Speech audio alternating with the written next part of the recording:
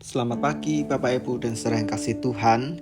Di hari terakhir bulan Juli tahun ini, mari kita mulai hari kita dengan membaca firman Tuhan. Surat 2 Petrus pasal yang ketiga menjadi bacaan kita hari ini. Saudara-saudara yang kekasih, ini sudah surat yang kedua yang kutulis kepadamu. Di dalam kedua surat itu, aku berusaha menghidupkan pengertian yang murni oleh peringatan-peringatan, supaya kamu mengingat akan perkataan yang dahulu telah diucapkan oleh nabi-nabi kudus, dan mengingat akan perintah Tuhan dan juru selamat yang telah disampaikan oleh rasul-rasulmu kepadamu. Yang terutama harus kamu ketahui ialah bahwa pada hari-hari zaman akhir akan tampil pengejek-pengejek dengan ejekan-ejekannya, yaitu orang-orang yang hidup menuruti hawa nafsunya. Kata mereka, di manakah janji tentang kedatangannya itu? Sebab sejak bapa-bapa leluhur kita meninggal, segala sesuatu tetap seperti semula pada waktu dunia diciptakan. Mereka sengaja tidak mau tahu bahwa oleh firman Allah langit telah ada sejak dahulu, dan juga bumi yang berasal dari air dan oleh air, dan bahwa oleh air itu bumi yang dahulu telah binasa dimusnahkan oleh air bah. Tetapi oleh firman itu juga langit dan bumi yang sekarang terpelihara dari api dan disimpan untuk hari penghakiman dan kebinasaan orang-orang fasik.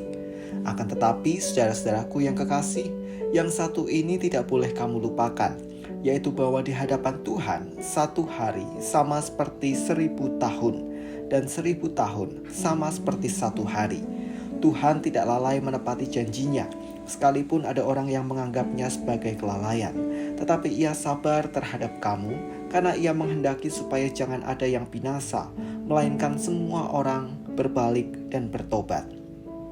Tetapi pada hari Tuhan akan tiba seperti pencuri. Pada hari itu langit akan lenyap dengan gemuruh yang dahsyat, dan unsur-unsur dunia akan hangus dalam nyala api, dan bumi dan segala yang ada di atasnya akan hilang lenyap. Jadi jika segala sesuatu ini akan hancur secara demikian, betapa suci dan salehnya kamu harus hidup, yaitu kamu yang menantikan dan mempercepat kedatangan hari Allah. Pada hari itu langit akan binasa dalam api, dan unsur-unsur dunia akan hancur karena nyalanya. Tetapi sesuai dengan janjinya, kita menantikan langit yang baru dan bumi yang baru, di mana terdapat kebenaran. Sebab itu saudara-saudaraku yang kekasih, sambil menantikan semuanya ini, kamu harus berusaha supaya kamu kedapatan tak bercacat dan tak bernoda di hadapannya dalam perdamaian dengan Dia. Anggaplah kesabaran Tuhan kita sebagai kesempatan bagimu untuk beroleh selamat. Seperti juga Paulus, saudara kita yang kekasih, telah menulis kepadamu menurut hikmat yang dikaruniakan kepadanya. Hal itu dibuatnya dalam semua suratnya, apabila ia berbicara tentang perkara-perkara ini. Dalam surat-suratnya itu ada hal-hal yang sukar difahami, sehingga orang-orang yang tidak memahaminya dan yang tidak teguh imannya memutarbalikannya menjadi kebinasaan mereka sendiri, sama seperti yang juga mereka buat dengan tulisan-tulisan yang lain. Tetapi kamu, saudara-saudaraku yang kekasih, kamu telah mengetahui hal ini sebelumnya. Karena itu, waspadalah, supaya kamu jangan terseret ke dalam kesesatan orang-orang yang tak mengenal hukum, dan jangan kehilangan peganganmu yang teguh. Tetapi tumbuhlah dalam kasih karunia dan dalam pengenalan akan Tuhan dan Juru Selamat kita Yesus Kristus. Baginya kemuliaan sekarang dan sampai selama-lamanya. Menuju hari Tuhan. Iman kita menyatakan bahwa kelak Kristus akan datang untuk kedua kalinya. Dan ketika peristiwa itu terjadi, disebut sebagai hari Tuhan. Bagian Alkitab lain menggunakan kata akhir zaman. Jika akhir zaman dinyatakan sebagai hari penghakiman, maka sejak Tuhan Yesus terangkat ke surga sampai waktu di mana ia datang kembali nanti disebut sebagai zaman akhir. Hari-hari ini adalah zaman akhir. Dan di masa zaman akhir akan selalu ada tantangan iman. Bagian terakhir dari surat 2 Petrus menyatakan bahwa tantangan iman itu berupa sikap orang yang menertawakan iman kita kepada Kristus dan akhir zaman. Dalam konteks surat 2 Petrus, muncul kelompok orang yang hidupnya menuruti hawa nafsu dan mengejek hari Tuhan. Bagi mereka, sikap menikmati hidup dilawankan dengan sikap taat para umat Tuhan. Untuk apa saleh dan taat?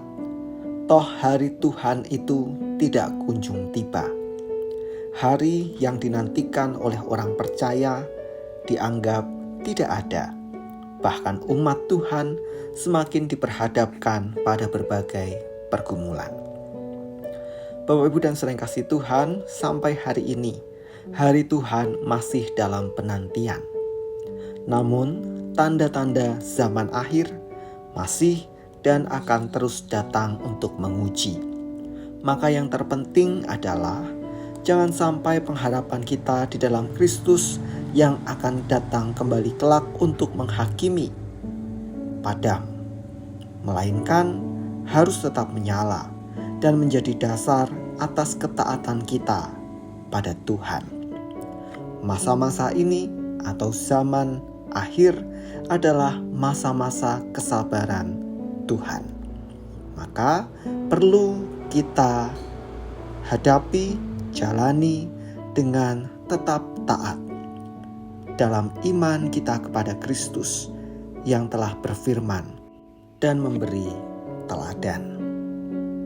Kristus pasti datang kembali, dan pastikan di hari itu kita terhitung sebagai orang-orang yang setia kepadanya. Mari kita berdoa. Tuhan, kami bersyukur karena Engkau menyelamatkan kami di dalam Yesus Kristus. Namun ini tidak berarti bahwa hidup kami tidak akan pernah lepas dari tantangan maupun cobaan. Itu semua datang untuk menguji kesetiaan kami kepadamu. Maka mohon Tuhan menyertai kami ketika kami diperhadapkan dengan tantangan dan cobaan itu, agar kami tetap setia dalam iman kami kepadamu, maupun setia dalam perbuatan kami yang sesuai dengan firman maupun teladan Kristus. Sekalipun dunia menertawakan kami, maka biarlah perbuatan dan iman kami tetap setia kepadamu. Kami berserah pada penyertaan-Mu, dan sepanjang hari ini biarlah Tuhan memberkati kami. Di dalam nama Tuhan kami Yesus Kristus, kami berdoa dan mengucap syukur. Amin.